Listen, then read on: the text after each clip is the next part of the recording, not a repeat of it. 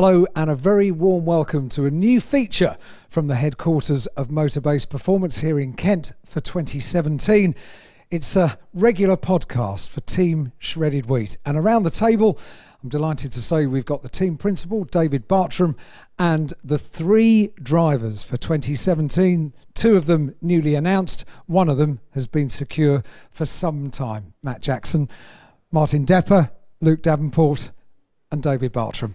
Welcome along, gentlemen. So this is going to be a regular feature in 2017, keeping people up to date with what's going on with the team, what's happening around the racing, around the BTCC, but also a chance, David, for the public to ask questions of the team and get a little bit of insight. Yeah, I mean, obviously we like everyone to know what we're up to, what we're doing, where we're doing it, and the reasons why behind some of it. And it gives you a chance to keep contact with the team, follow us, be involved and ask questions of all of us. You won't necessarily get the answer you want, but you can ask the question. You can ask the question. So yesterday we put out on social media that we were recording this podcast. We are here in Rootham in Kent, just a couple of miles down the road from Brands Hatch.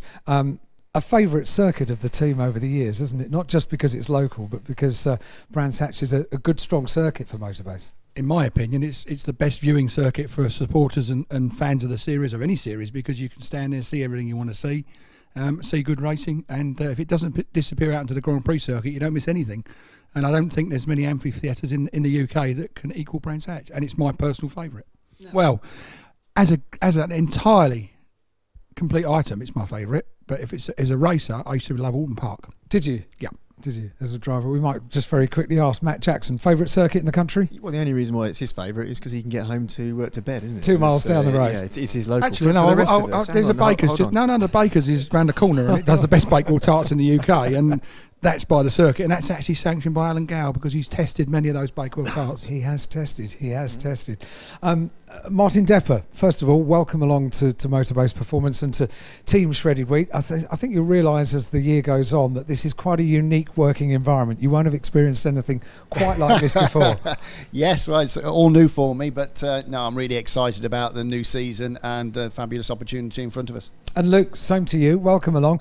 Not only new to the squad, but also new to the BTCC. We'll ask questions of you all a little bit later on, a little bit more in depth. But has this always been your goal? You've been a couple of years in GT racing, haven't you? Oh yeah. Well, my goal, like any young driver, is to have a career in motorsport. And you know, we've all grown up watching British touring cars, and you can't help but yeah, not be captivated by it. So it's a joy to be here. Perfect. Well, welcome along, gentlemen. The big news, David, for the team over the winter was the announcement quite early on in the build up to the 2017 season that a big household name brand is on the side of all three cars. 3 cars running this year. I suppose it's appropriate. You've got 3 Shredded Wheat. Yeah, I think that's one of their older advertising campaigns, but obviously it's worked over the years. It's what people remember. For Motorbase, getting Shredded Wheat on board is fantastic. You know, it's a household brand. It's something we all eat daily. I do. I genuinely do. And you know, it's a lot of work, but it's actually going to be phenomenal. And I think we are going to be the sounding board of the base platform of what they do going forward for how they use this. It's a fantastic opportunity for us. It's also a fantastic opportunity for Shredded Wheat because it offers a platform that, you know, you don't get very easily. In the British Touring Car Series at the moment is everywhere. So it will help the brand, it will help us, and hopefully we'll do an excellent job for them with these 3 guys. When you're working at securing a major brand like Shredded Wheat and an involvement with the BTCC, how long is that process? How long does it go on for? I think the initial part of getting the deal agreed, that takes a while. You've got to get in the door and you've got to convince someone you're worthy and that you can do the job they need. That's a process in itself. Then once it's agreed, then the real work starts. The brand, a Shredded Wheat, will put a team together that will deal with all the aspects of what we do, that we effectively become part of Team Shredded Wheat from our angle, and they'll be at the circuits promoting, doing off-circuit. I think they're quite excited. I'm actually meeting them on Thursday, or the main lady, and we're going from there. But for me, it's great to have them on board, and I think it's a great brand to be working with. It's fantastic. You as a team boss, you sort of thrive on having these big name sponsors, not just because of obviously it makes the whole process of running touring cars a little bit less of a stress during the year, a little bit less of a worry, but also you sort of embrace the way it integrates with the company itself, and you've done this before. Yeah, I mean, our job is to become Team Shredded Wheat, heart and soul. And this year, more so than ever, we're able to do that because we're not actually focusing on any other form of racing. It's British touring cars for Motorbase, and we are Team Shredded Wheat. And for me, as I say, it's a fantastic opportunity. I want to do the best job possible for them. I want to get the best results for the drivers. And if we get the best results for the drivers, it means we're getting the best results for them as well. So it's a two-way street. And I think we've got a good chance. The announcement that Shredded Wheat were joining the team was made pretty early on, as I mentioned, before Christmas. So too it was announced that Matt Jackson would continue with the team. You're pretty much part of the furniture here at Motorbase Performance now, aren't you?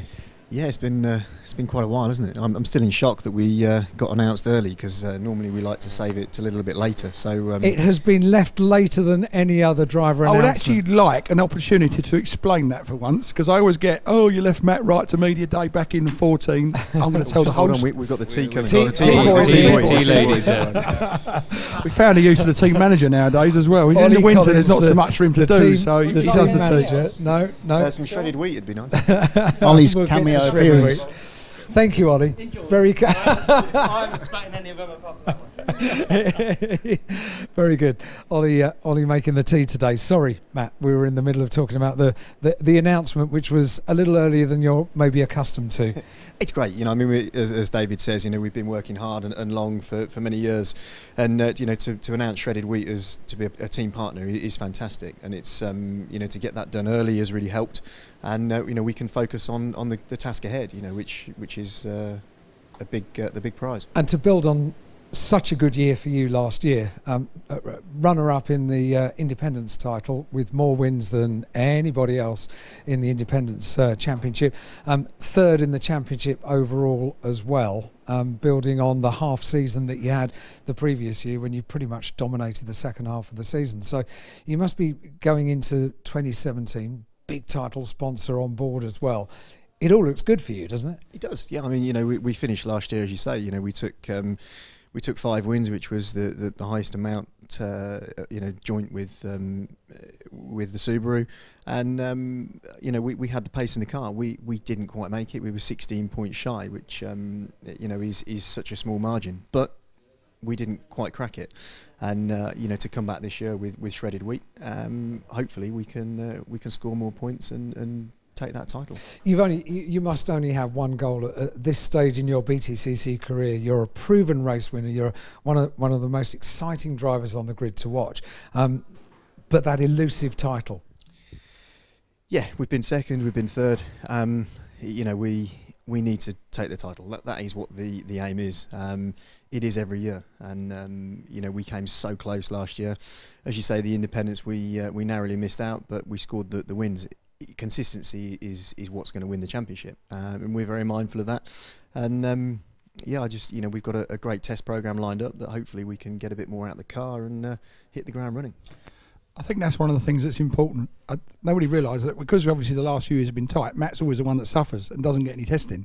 I think he did 2 days before last season, and not even that the year before. So you know, for the test program for everybody this year, it should help us all the way through. And I think that we'll build on what we learned earlier on. I mean, we've got a lot of work to do because there's new tyres. So the data for last year's tyres is in the bin. We've got a new tyre to deal with from Dunlop. And, you know, it's the second year with the RML kit. But the tyre throws another angle, another lot of testing, another lot of work. So we've got a bit to do. And obviously these two guys need to learn our car. They've both been in the cars. They both tested very, very well.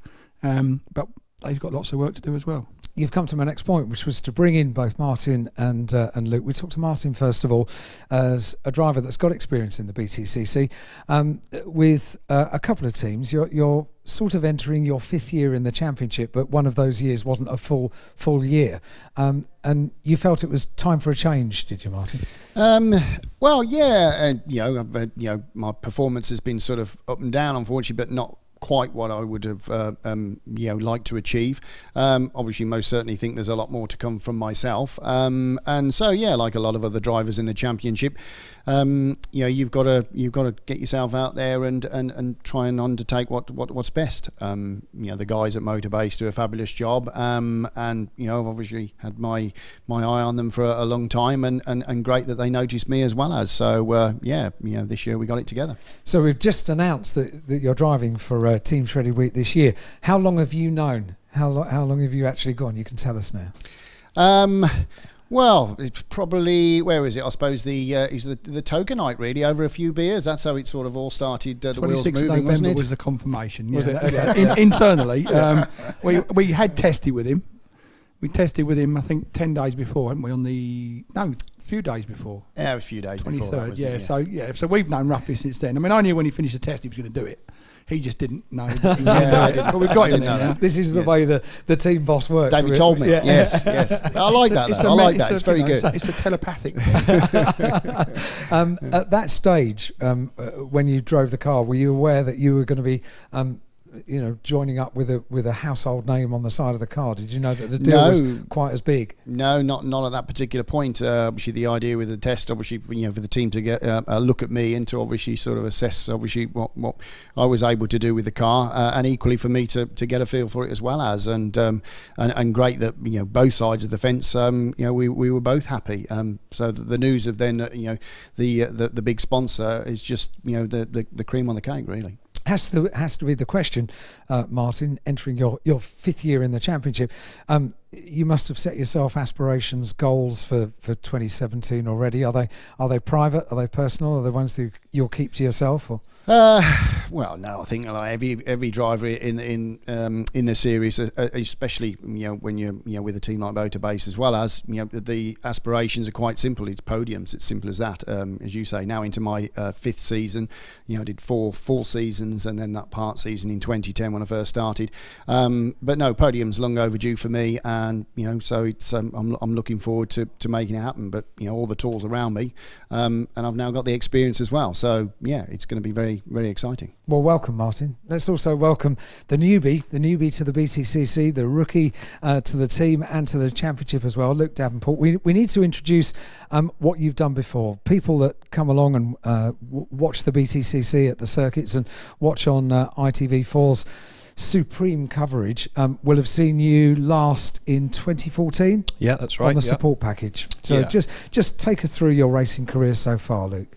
Well, briefly, I started racing in 2012, and I've been on Janetta's ladder going up through the smaller cars up to the Super Cup, which I competed with United Autosports in 2014, and great championship. You've seen drivers like Adam Morgan, Frank Rathel, some good drivers in the past come through that championship, and I think since then I had a great opportunity to drive professionally in the British GT. Been up through levels, which is where I first met David and the team. Through sponsors with Duo, we got an opportunity to test the car, and back in October I think it was, and here we are. It's exciting stuff for a young driver. It's exciting for a team boss as well. You've got the hugely experienced Matt Jackson sitting just to your right, surely with a chance of taking the title in 2017. Martin Deppert, good experience in the BTCC, coming new to the team, and Luke with no experience in the BTCC at all. You've got every base covered, haven't you? Yeah, we have. I mean, from the point of view of Matt, you know what you've got. Martin knows what he wants to do. We know what we've got in Martin. We know he will go better than he has in the past. And then obviously Luke, I know Luke from GT racing. I know what he's capable of, but nobody else does at the moment in British touring cars. So we've got a ladder of aspiration, if you like. And it'd be interesting to see what everyone does on their journey. But go forward is what we want to do. I think also while we're talking, I mean, we need to touch on it's Team Shredded Wheat, but without ICO, who signed up with us for the last year and have continued for 2 more years with us, and obviously Duo, because Duo is a big part of last year and what happened for us. Because when we were did a part season in 15 and then coming into 16, Duo helped us stay where we are. So they've been a massive part of what we've evolved to. And without Duo, we wouldn't have got to Shredded Wheat. Because do you know what we fail to do? And we trip off the names of companies and we don't actually explain what they do. Maybe you could just give us a little bit of an insight into ICO and to Duo as well. I haven't quite got to eSpares either. You've stopped me in my prime there. Stop you on a so roll. I think the way we should do this is I should tell you what ICO do, because ICO Enotherm is a massive contractor of roofing and insulation. Insulation is the Enotherm side, which I'm very fortunate to have in my man cave at home. And they're a very progressive. It's no man cave; it's a house. It's a man cave. He's been telling us all about his palace. Can't get the Bose system in this week. And we were at their sales conference last week in Nottingham. We met all the staff. We were part of the sales conference with the cars, and there's a fantastic energy from that company that's obviously going to come through and support us in British touring cars. Now, as far as eSpares goes, I think Martin's probably the best one to explain exactly what they do. Yeah, Yeah, I should do, shouldn't I? Really, obviously, being a key part in it. But no, eSpares is the domestic appliance white goods parts online retailer to the UK and branching out over Europe now. So yeah, that continues to go from strength to strength, and we continue to think about what is required in the home with regard to support for appliances. But a lot of families, households, the audience figures for British touring cars continue to grow and phenomenal. And it's great to put the two together. And I think that Luke should give us a rundown on Duo, because Luke is a Duo supported driver. He was in British GTs. We're a Duo supported team, and Luke is the man to talk about it. go on, Luke. Yeah, well, Duo have got fingers in an awful lot of pies, but predominantly what they do is when sand and gravel will come out of the ground, they'll create the machinery that washes and grades it. And yeah, they're involved with the construction of that kit, but not just in the UK, but across in Africa as well, and that's a big part of what they do. So when you think about it, it's a massive job to get out into places like the Congo and create that infrastructure. It's a very impressive hands-on business. They've put an awful lot into motorsport as well here in the UK, haven't they? Yeah, absolutely. I mean, we've effectively had a little academy over the last few years with Ricky Collard and myself. We've been sponsored by Duo since 2014, and you recognise the name with Motorbase for a long period of time now, and other teams in the BTCC. So yeah, I think Alex Moss is a very passionate motorsport fan, and yeah, it's great to see the name getting about and becoming a household name. You make a really valid point, because Alex is an incredibly passionate fan of motorsport, isn't he? He was a racer himself, so it comes from experience back in the touring cars in the 80s. And he's a racer at heart. He loves motorsport, and without people like Alex and Duo, young guys like Luke and Ricky and so on wouldn't get the chance they've got. So we greatly appreciated people like that, and along with Motorbase, with Duo themselves. Now, we did promise at the start of this podcast that we would take as many questions as we possibly could from followers, and we only put this on the Motorbase Facebook page and Twitter account yesterday, and we've got pages of questions. We've tried to sift through a them few simple. Of them. We're trying. First off, I'm quite a simple soul, and these three are definitely simple. Well, we try and keep them simple enough. Well, they couldn't come more simple than from one of your own number. I won't tell you who it's from, but there's a question for Mr. Bartram, really? Which says, how can Matt win 11 independent races and 5 outright and still finish second in the independence title? Now, I don't know if you want to explain that, but really? I mean, there is probably a mathematical algorithm to explain why. And I think Ollie should explain it, but he's not here, so we'll just move on from that. I'm not sure he gets it. Mark Jones is the guy that's asked that question. He's quite simple, so he's actually Matt's #1 mechanic. Well, and I think he sees it very simply that his stack of trophies at the end of the season was bigger than Pete's stack of trophies who ran Andrew's car, so he's the winner. Yeah. And that's that. Yeah. He needs to move on. Yeah. He's got to move on. He's also got a question for Matt Jackson. I think you can just get rid of this with just one simple look. Question for Matt: what do you think of your long-suffering mechanic 6 years now? He's just the best, isn't he? He's just awesome. He really wants to win the title, doesn't he? He really wants to. I think he thinks that if he wins the title, Matt's going to buy him a Focus RS. That's the only problem. Yeah, that's not going to happen, is it? Rob Brown, my question to Mr. Bartram: in your long history in the touring car, saloon car racing, out of all the drivers who have driven for you, who is it that you feel proudest to say, yes, I used to work with him, and why? There's a few. I've got a personal favourite, which Ollie just loves me talking about, and one of my, obviously that doesn't include Matt, because it says on there it doesn't include Matt. Stephen Kane, a fascinating character, an absolute nutcase, and now a works Bentley driver. And I did a lot with Stephen, ranging from GT racing to touring car racing to Carrera Cup. He was with us a long time, and he's still a good friend. And yeah, he's a character. He's a character. If he gets in the car, he gives you his all. If he gets out of the car, he drives you mad. But Stephen Kane is one of mine. You've got a history of drivers. I've got quite a few drivers. There's been a few over the years. Michael Kane, another Kane. This must be something in the name. And then Johnny Adam is another one. I mean, all the drivers we've had have been good. There's been a few exceptions. I won't ask Matt to name them. Someone actually asked the question Someone actually asked the question, was Johnny Adam going to be the third driver? Well, as you can see, everyone, no. Luke Davenport and Martin Depper are the two other drivers, the other pieces in the jigsaw. But Johnny Adam is still in your heart, yeah, isn't of course he is. He drove for our GT team last year and the year before. And Johnny was obviously in the touring car in 09 with Rob Collard. And Johnny actually drove the touring car on our little private play day just before Christmas. And Johnny will always be someone that I hold in high regard, but I don't think he'll come back to touring cars. I think he's now a very, very successful GT driver. He's a factory Aston driver. He's done Le Mans. He's done everything. And we've had some drivers through the team that have gone on to great things. So yeah, Johnny's one of my favourites. But if I've missed any of the others that are my favourites, I'm sorry. And engaged to be married now. Yes. The joys of Facebook. He's marrying Rachel. Yeah, he is, isn't he? He actually finally got round to buying a ring. He's a Scotsman, so it wouldn't have been a big thing. Let's not go there. Finally got round to it. All right, we'll leave that for the minute. We're not going to go down that road. No, we're not. That didn't take Johnny 37 years, I suppose, so he's got me beaten on that. But congratulations anyway. Thank you. Rob Brown's second question is to Matt. Are there any rule changes that you'd like to see implemented to make the BTCC even more exciting? I'm not sure we could get an awful just the one on independent wins. We need to sort the independent championship. But no, I mean, I think the championship as a whole is, it's fantastic. And I think certainly from where I'm sat, inside the car, it's pretty... it's pretty interesting. So to spice it up, I think that the formula that Alan's got and Toka is pretty good. Nick Hunt has said, getting technical with a two-part question. I think we'll only get as far as part one. Just how big a gig was it to get Shredded Wheat on board, and what is the timescale of sponsorship? I think how long? Is the deal? The gig itself is 3 years. Hopefully, there's always a chance that we get something wrong. They could use a break clause, but I don't think they will. Or that you could get something very right and they extend it to 6. Exactly. Well, that happened with Airways. We were 6 years with Airways, so we've proved our worth with major brands. We're very, very fortunate to have Shredded Wheat, as we were with Airways years ago. And there's a lot of work involved in that. But the work, as I said earlier on, starts when you've got the brand, not getting it.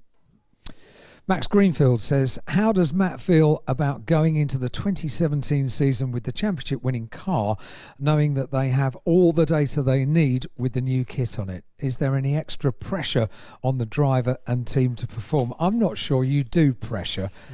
No. You're possibly the most laid-back touring car driver there is. Does he? He gets inside? Fretful. He gets fretful. Yeah, maybe. Especially when Ollie won't make him a cup of tea.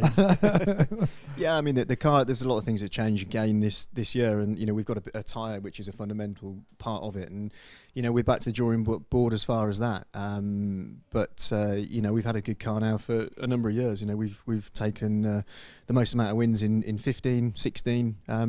Let's hope 17 will be no different. How similar? I know you've only had the one test with Martin and Luke, but how similar do these guys like the car to Matt? I think Martin, we went various different ways. Martin had a bit of a bad day weather-wise, so he had a drying track and a wet track and I think he handled it very, very well. And I think as we made changes, he improved with the car. He followed the car all day, and at the end of the day, he ended up quite quick. So I think from Martin's point of view, very good. Luke, on the other hand, had a different type of test day. I think we had a fairly mixed when we started wet. Well, pretty much like Martin, to be honest. And again, coming from a different background, different thing, because Martin came with a preconceived idea of how a touring car works, was able to sort of transmit that to us so we could help him very quickly. Luke was a complete novice that day, but went very well. So for me, I think, yes, we've got lots of work to do, but we've got the raw material that will go forward very quickly.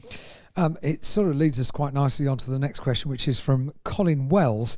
Do you think this season you'll be able to resort to the team game if necessary when the title chase gets near the end, as a few titles have been decided not due to the winner, but the lack of teamwork between other drivers? Right, 3 drivers all sitting here. Yeah, speak to the team boss first of all, and then speak to our...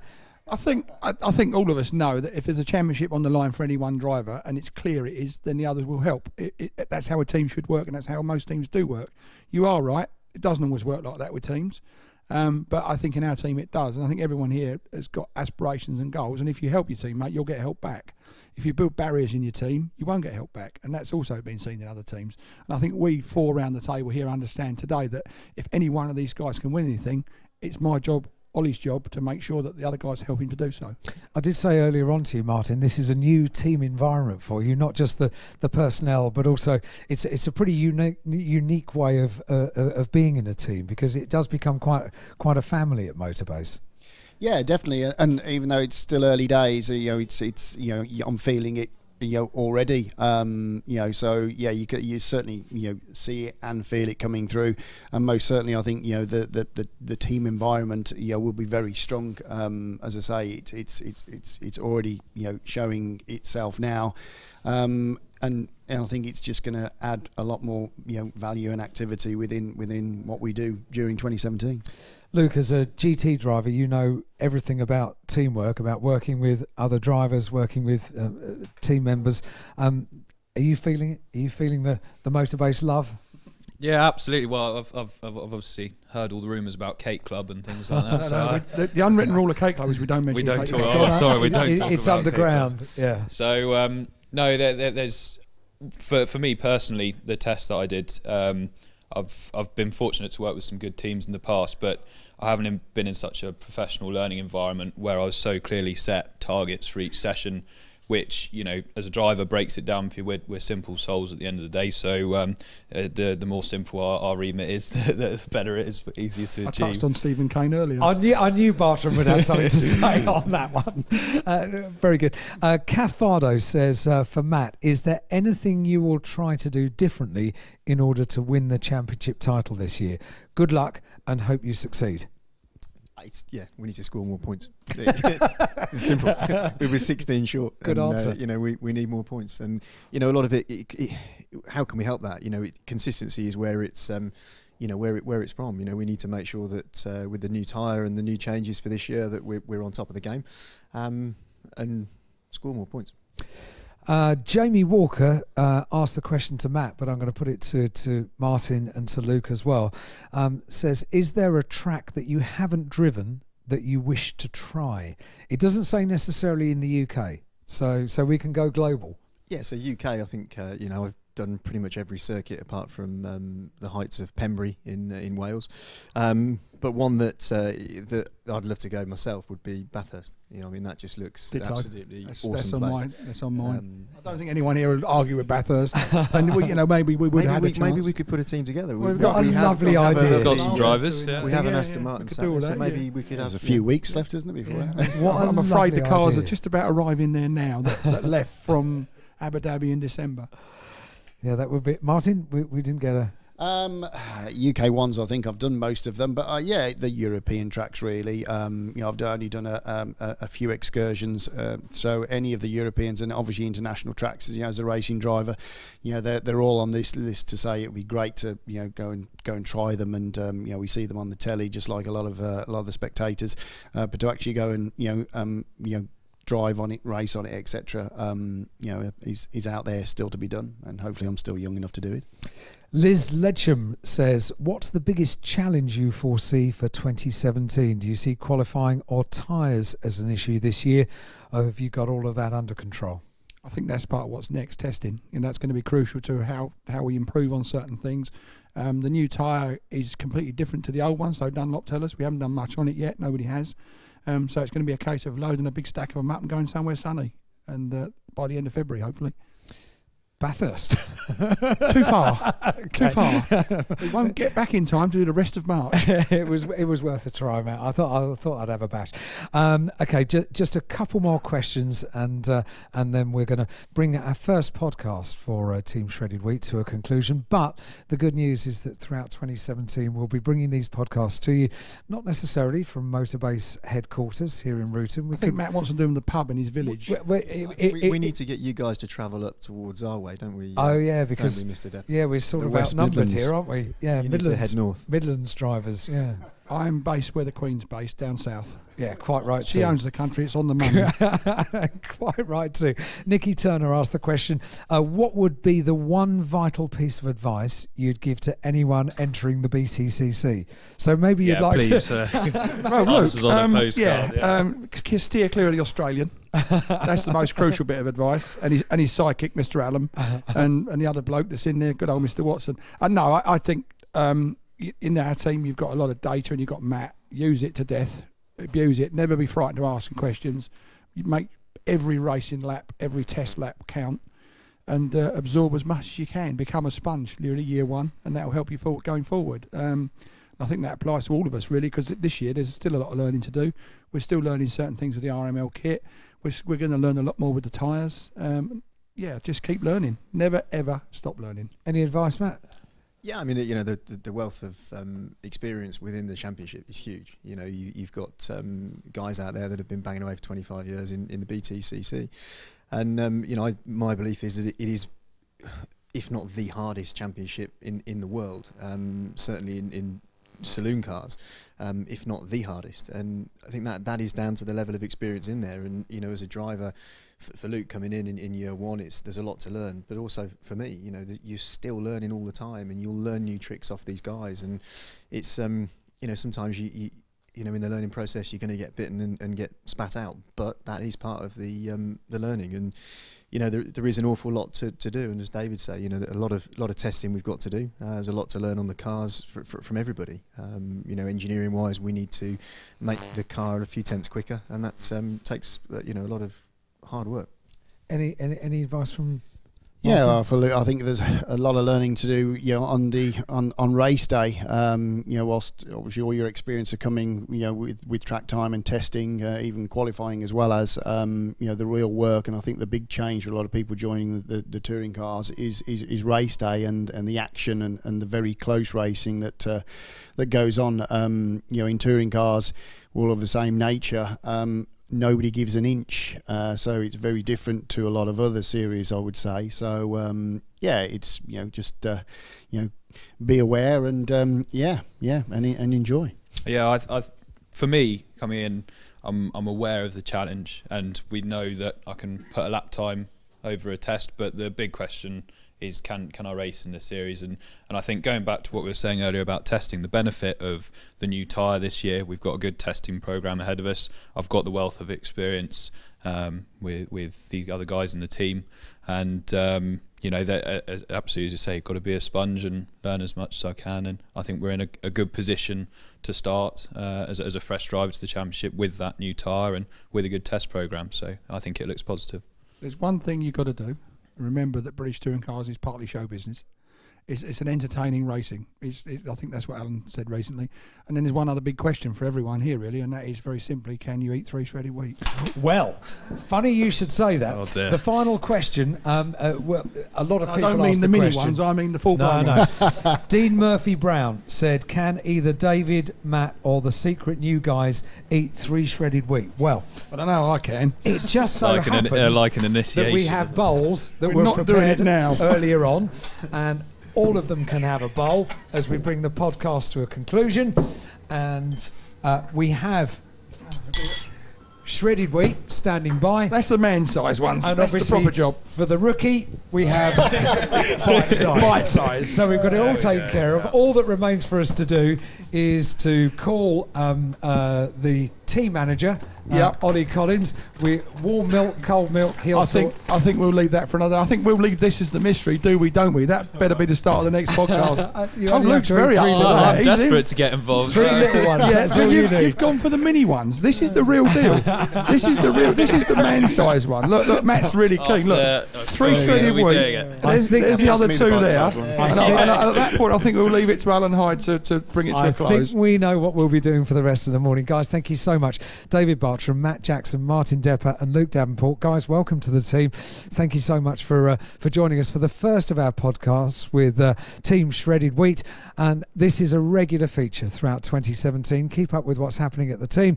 And thank you for your questions. And thank you for listening and watching.